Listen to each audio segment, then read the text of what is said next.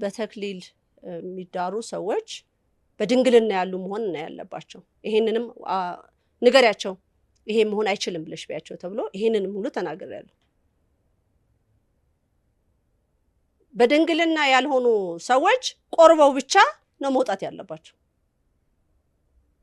ዛሬ እኮ መምህር ተብሎ የሚባል 2 ሚስት ያዘው እንደገና ሲያገባ ቤተክርስቲያኗ ብቻ ስለምታውቀው 4ኛውንም ሰርግ በቁርባን በተክሊል ሁሉ ትድረዋለች። ይሄ ትክክል እንዳልሆነ ተናግሬያለሁ። ትክክልም እንዳልሆነ አሁንም ደግሞ እየመሰከሩላችሁ ነው ያሉት። መጀመሪያ ከየት ተነገረ? ከዚህ እየተወጣ ተነገረ። የት? ጽላተ ሙሴ ባለችበት፣ ብርሃነ መስቀሉ ባለበት። እናንተ አሁን የሙሴ ጽላት ያለችው አክሱም ናት ካላችሁ ህጉን መጠየቅ አለባችሁ። እነዚህ ህጎች እየተፈጸሙ ነው ወይ? እሷ ባለችበት ምን አይነት ህጎች አሉ?